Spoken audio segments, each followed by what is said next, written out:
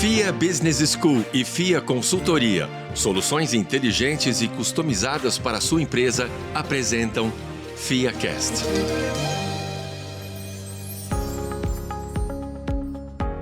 Olá, sejam todos muito bem-vindos ao FIAcast, o podcast da FIA, referência em negócios no Brasil e no mundo. E no programa de hoje nós vamos falar sobre graduação, essencial ou opcional no mundo atual. Eu sou a Aline Pimentel e quem estará conosco aqui neste episódio é o professor Alessandro Biguetto. Seja bem-vindo, professor. Obrigado, Aline. Prazer estar aqui com vocês, enfim, os ouvintes. Professor, para a gente começar, eu gostaria que você falasse um pouquinho por que a formação dos cidadãos críticos é tão importante e contando um pouquinho também da sua trajetória profissional, né, com a educação.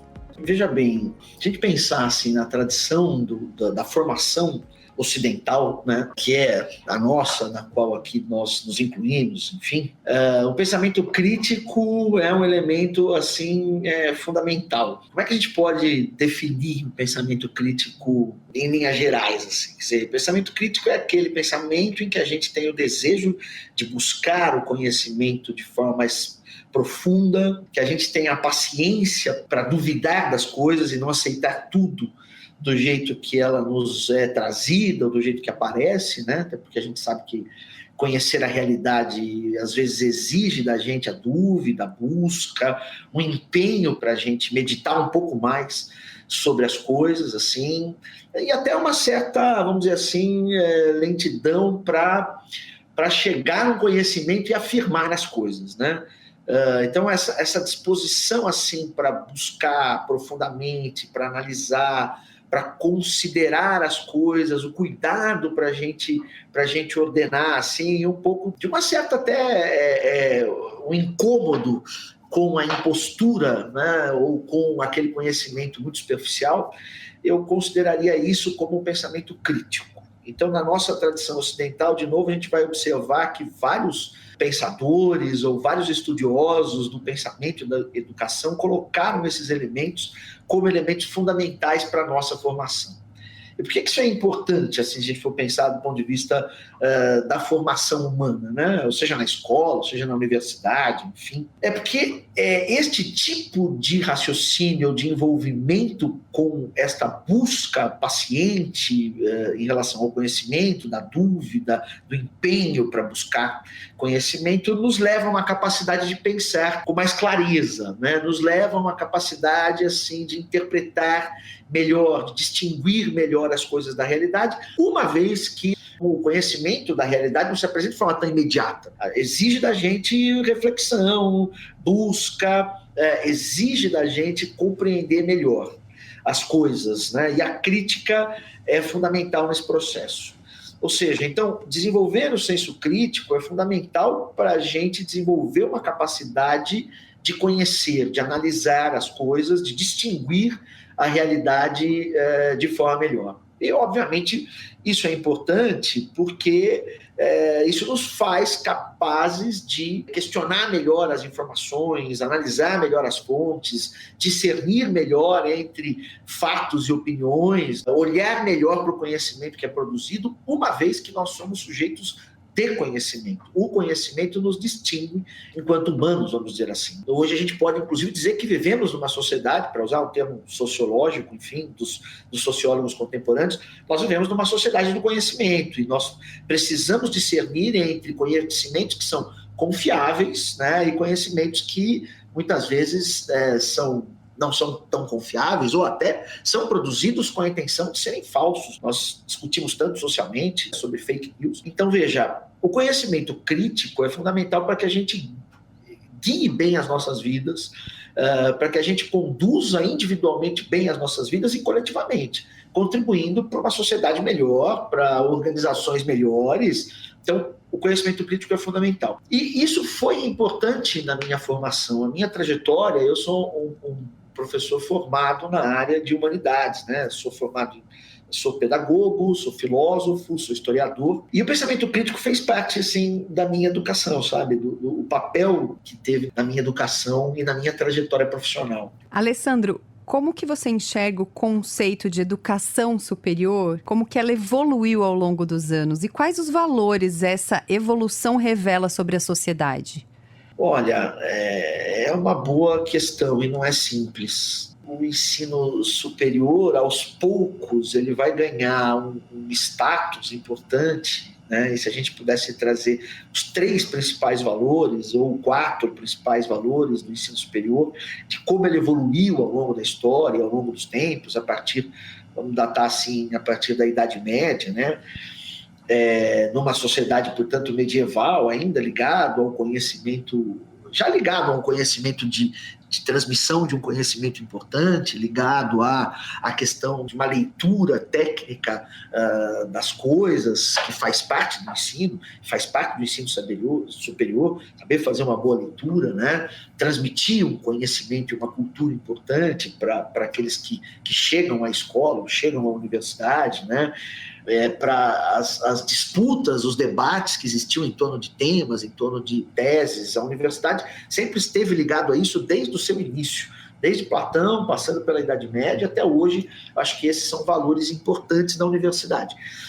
Mas, geralmente nós traduzimos isso hoje por 3 ou 4 elementos fundamentais que são os pilares, são os valores do ensino superior, que é ensino, propriamente dito, né? Ensinar um conjunto de saberes, de técnicas que foram acumulados historicamente e que fazem parte da formação, devem fazer parte da formação das pessoas, enfim, dos indivíduos, não é? Dessas pessoas que vão viver em grupo, vão viver em sociedade, portanto precisam dar a sua contribuição e precisam, vamos dizer, pegar um conhecimento histórico legado por uma geração anterior e se apropriar dele, que é um ato fundamental do processo de conhecimento, né? A gente pegar aquilo que as nossas gerações passadas produziram, acumularam, se apropriar dele e dar a nossa contribuição, a contribuição das gerações novas, né? Colocar novas perguntas, avançar com esse conhecimento, trazer inovações, enfim, né? Transformações sociais, etc. Então, este mecanismo do ensino, portanto, de transmitir cultura, conhecimento, de debater este conhecimento também, porque não é só transmitir, mas é transmitir de forma crítica, promovendo o debate, né? Um outro elemento, um outro pilar da universidade, que é a pesquisa, que é a produção de pesquisa, né? Produção de conhecimento, que eu acho que esse é um pilar fundamental, né? Do ensino superior, né? Quer dizer, a gente sabe que o grosso da produção de conhecimento no mundo é feito pelas universidades, pelos professores, pelos alunos, por órgãos de fomento que investem em pesquisa, e a pesquisa universitária é fundamental em todos os campos, né? É ela que traz inovação, é ela que traz renovação, traz transformações, traz novos olhares, enfim. O debate também em torno desta pesquisa, não só o debate em torno do ensino, mas o debate em torno da produção que é feita pelo ensino superior. E um outro elemento importante que é fundamental, enfim, na universidade, é o quanto a universidade, daquilo que se chama de extensão, né? O quanto a universidade contribui para a sociedade, quer dizer, como é que ela está inserida no contexto social e contribui com toda essa sua potência, assim, vamos dizer, de ensino e pesquisa, o quanto ela proporciona para a sociedade a integração, né? Leva a sociedade, transforma tudo isso em coisas boas para a sociedade em extensão, abrindo suas portas, dando cursos, promovendo situações, enfim. Então, acho que esses são os elementos principais da universidade e os seus valores e como ela evoluiu para ser essa instituição tão importante que, enfim, até hoje nós temos, né? Alessandro, trazendo esse olhar para a atualidade, até que ponto a graduação reflete a competência e o preparo real de uma pessoa para o mercado de trabalho? Eu acho que a graduação é fundamental, assim, né? Muitas vezes as pessoas pensam que graduação é só, sei lá, só aquisição de diploma, vou porque preciso de um diploma para o mercado de trabalho. É lógico que a graduação está muito além disso, né? A graduação, ela contribui decisivamente, né, para a formação humana e profissional de um indivíduo no seu processo de amadurecimento social, a maneira como nós constituímos essa instituição. Eu sei que hoje a gente tem essa questão, muitas vezes as pessoas colocando em xeque o processo de formação e tal, né? Por várias razões, enfim, não dá tempo de trabalhar todas aqui nessa pergunta, mas de qualquer forma, o sucesso profissional e humano, eu acho que ele está muito ligado à aquisição de capacidades, de habilidades específicas, de conhecimento teórico, de conhecimento prático, crítico, de conhecimento de tecnologias e técnicas que as graduações no Brasil e no mundo proporcionam, né? Quer dizer, a graduação, ela na vida do aluno ela é fundamental, porque a gente adquire tudo isso, todo esse conjunto de coisas no processo de graduação. E a graduação, além disso, ela permite a gente a nos conectar com as coisas que estão acontecendo, com o mundo, né? A partir dos professores, a partir dos nossos colegas, né, dos colegas de quem é graduando, enfim. Então, quer dizer, a graduação tem um papel, né, fundamental. Ela promove muita coisa, né? Quer dizer, ela coloca você diante do mundo da pesquisa, do ensinar você a pesquisar, né? Porque é a graduação que faz isso.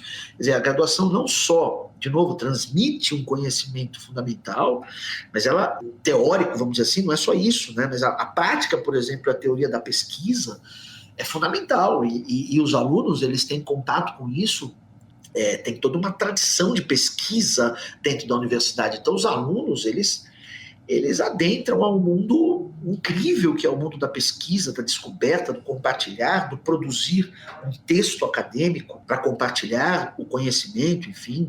A graduação vai muito além de ter um diploma para se inserir no mercado de trabalho. Ela permite coisas que são fundamentais na vida de um indivíduo na sociedade. Quer dizer, então ela abre portas depois para novas pesquisas, para fazer uma pós, fazer um mestrado, doutorado, etc., né? Para fazer um percurso acadêmico em que a gente tem uma contribuição fundamental, assim, uma oportunidade incrível para construir uma rede de relações, uma rede profissional, competências, conhecimentos significativos. Quer dizer, não dá para a gente jogar isso fora. Esse eu acho que é um ponto que a nossa sociedade precisa pensar muito bem, porque às vezes nós, enquanto sociedade, né, e mesmo enquanto juventude, temos valorizado pouco, temos investido pouco nas nossas universidades, na pesquisa, né? Se vai cortar verba politicamente, se corta verba de pesquisa da universidade, sendo que a universidade é um grande centro por excelência, produtor de coisas incríveis e dessa conexão com a vida, inclusive de conexão com a própria diversidade, né? Porque ela é um espaço democrático por excelência. Você ali convive com as pessoas, com pessoas diferentes, olhares diferentes, culturas diferentes, tradições diferentes. Então ela é um espaço democrático fundamental. Então nós temos que olhar para esse espaço com muito carinho e muita seriedade, né? E vontade política, social, porque essas instituições são fundamentais. Aproveitando que você trouxe esse tema da diversidade, eu gostaria que você tocasse por esse ponto, com esse olhar filosófico, né, sobre a inclusão e a diversidade na perspectiva do mercado de trabalho. Você acha que a educação, para a gente olhando nesse ponto, ela é um direito, um privilégio? Você acha que a sociedade valoriza demais o diploma de graduação? Como que você enxerga esse aspecto, trazendo para esse olhar, né, da diversidade e da inclusão? Olha, primeiro sim, eu penso que a educação é um direito. Inclusive a educação básica é um direito constitucional e um dever do Estado e da família. Ela deve ser cuidada, zelada, incentivada pelas instâncias sociais fundamentais. E assim está na nossa Constituição, assim está na Lei de Diretrizes e Bases brasileira.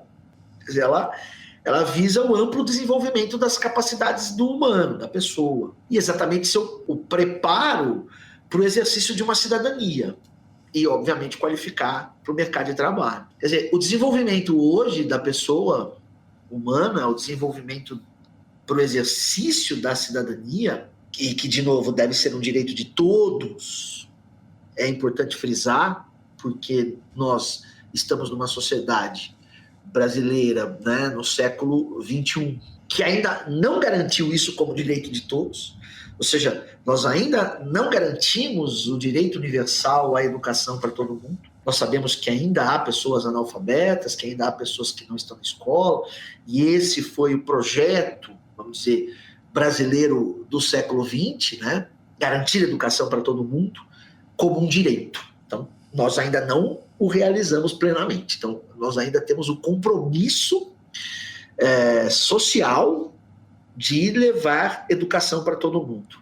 E educação essa aí, de qualidade, né? Para a cidadania, para qualificar para o trabalho, para o pensamento crítico, analítico, para os conteúdos que nos formam, para que a gente possa fazer uma boa leitura de mundo e atuar bem no mundo, né? Como pessoas, como cidadãos, como profissionais, enfim. Então, nós ainda temos isso como compromisso, mas eu acho que é um direito fundamental. Agora, nesse sentido, este compromisso hoje, cada vez mais claro para todo mundo, quer dizer, o exercício de cidadania deve ser uma cidadania inclusiva, né? Deve ser uma cidadania que inclua verdadeiramente a diversidade.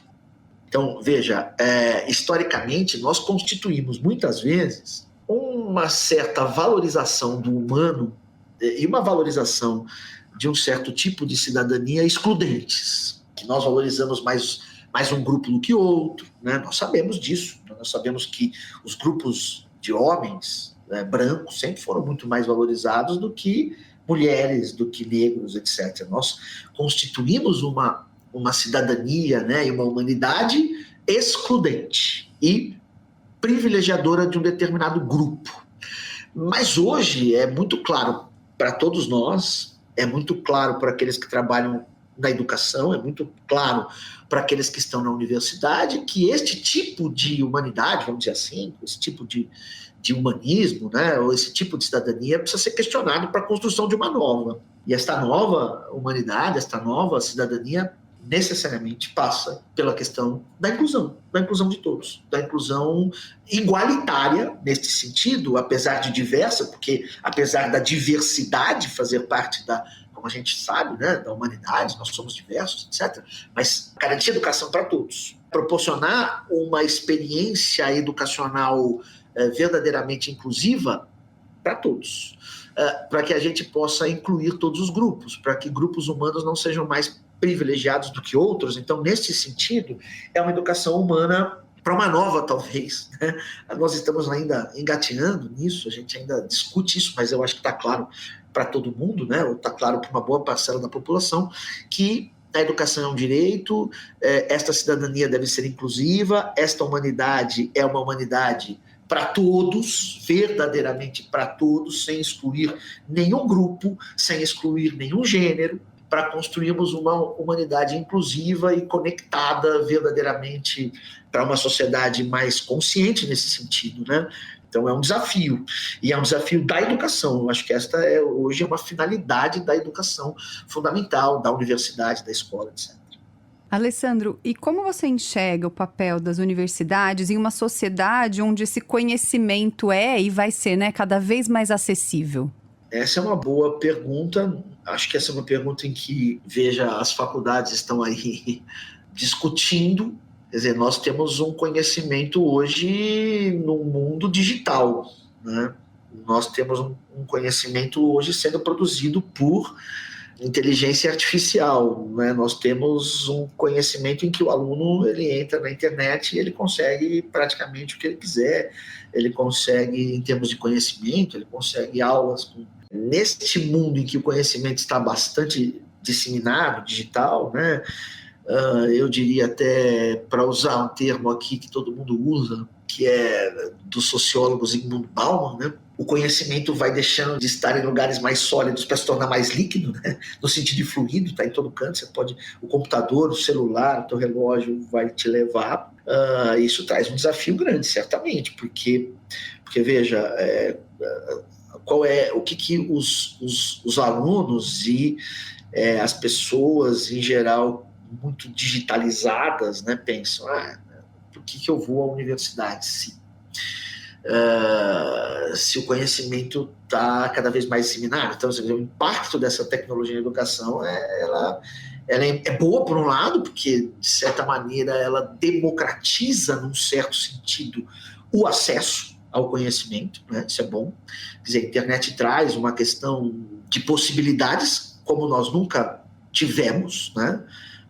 De conhecer coisas, de saber coisas. Agora, por outro lado, se isso representa e representou uma democratização do acesso às informações, ou vamos dizer, ao conhecimento, né? Se isso, na visão de alguns estudiosos, faz com que nós estejamos vivendo uma sociedade do conhecimento, que o conhecimento tem cada vez mais valor, né, digamos assim, tem vários sociólogos que apontam aí nessa direção e tal. Por outro lado, a gente sabe que ainda muitas pessoas não têm acesso a esse conhecimento. Este é um ponto. Então, dizer que, olha, as instituições elas podem ser substituídas, como a faculdade ou a escola, seria até um pouco...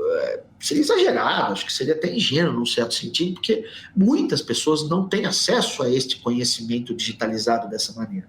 Alguém poderia dizer, mas daqui a 100 anos terá. Não sei, né? Daqui a 100 anos a gente vai ver, não tenho como prever esse futuro assim. Talvez a gente vai continuar criando fossos assim, de pessoas que têm acesso de um jeito e pessoas que vão ter acesso de outro. Então, não dá para dizer, não dá para jogar fora as instituições que nós criamos, como as faculdades, as escolas, como locais por excelência do conhecimento.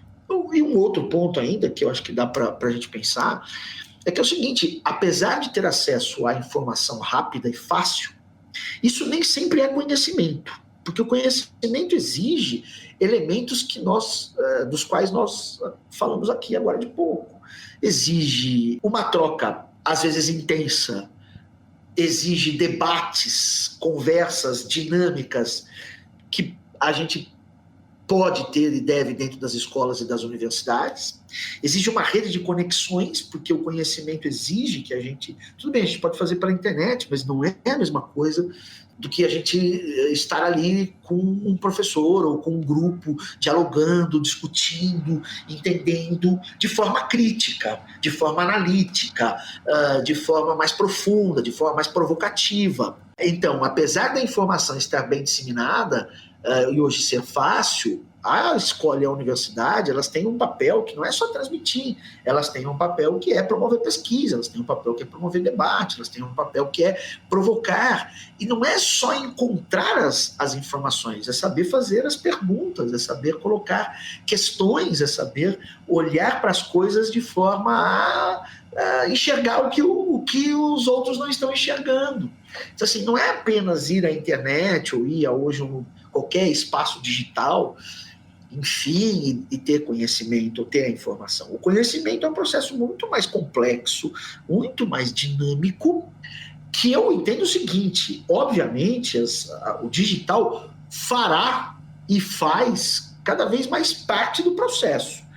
Mas eu particularmente, e conheço muitos que pensam assim como eu, ele não vai substituir, porque o processo de conhecimento é complexo, porque envolve tudo isso, envolve pesquisa, envolve produção, envolve debate, envolve análise, envolve a crítica, envolve a troca muito profunda, e é difícil substituir isso, isso que as instituições escola e que a instituição universidade promovem, proporcionam, enfim. Alessandro, caminhando aqui para o final do nosso bate-papo, se nós imaginássemos um mundo onde a graduação não fosse necessária, como seria a nossa relação com o conhecimento e com o trabalho? Como você enxerga isso?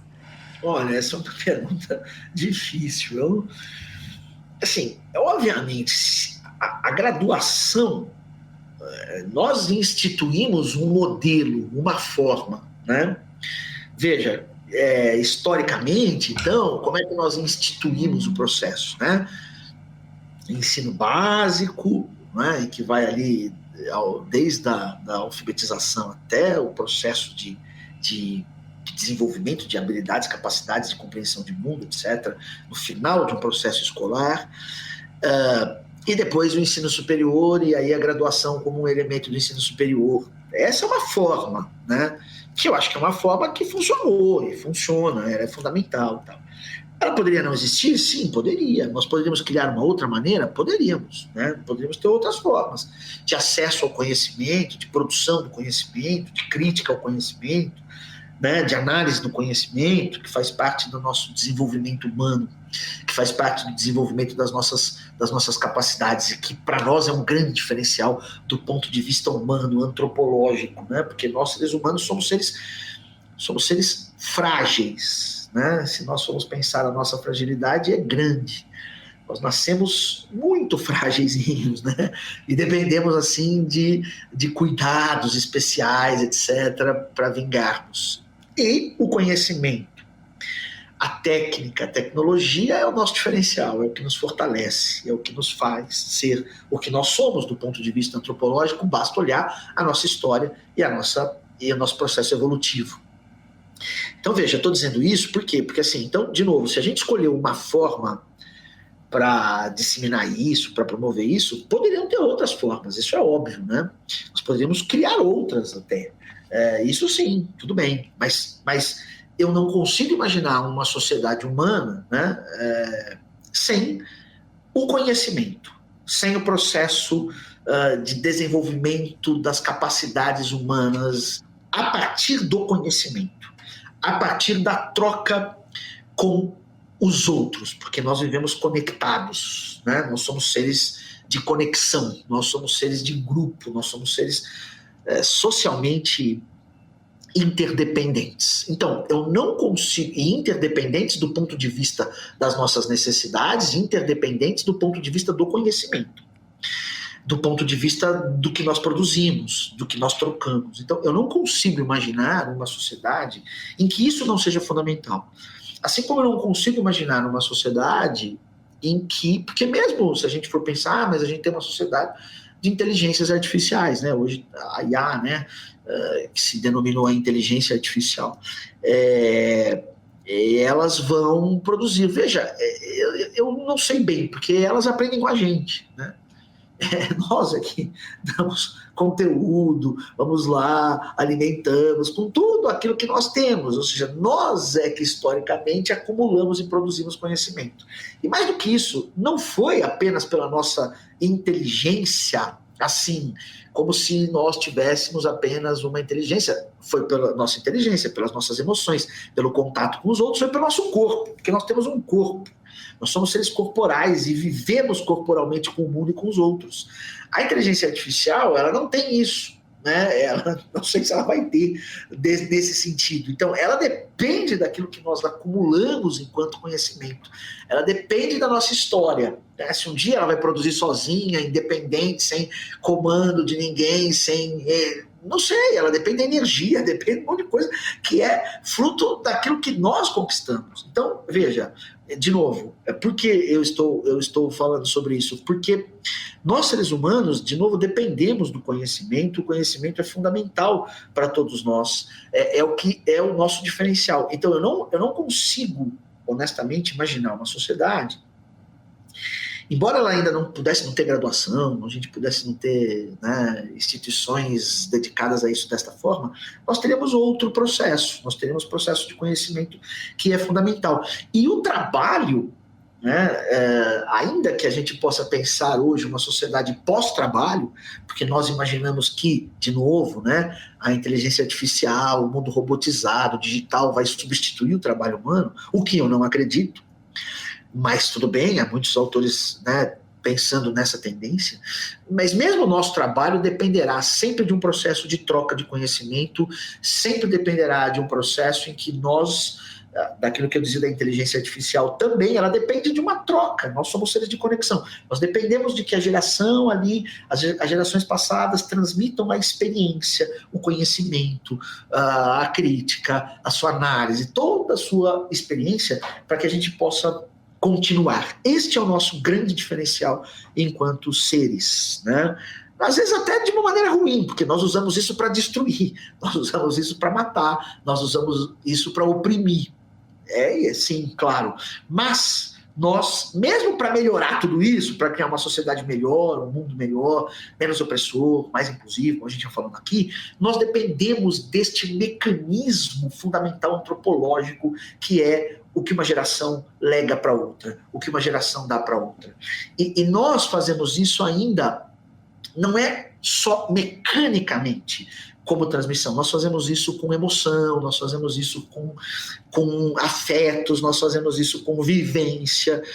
Não é possível, no meu modo de entender, né, para nós humanos, não é possível substituir isso. Este é o elemento fundamental. Então, ainda pensando uma não graduação, eu não consigo pensar um mundo em que isso não seja fundamental. Não consigo pensar um mundo do trabalho em que isso não seja uma condição necessária, né? Então, e, de novo, eu não consigo pensar um mundo digital com inteligência artificial sem isso.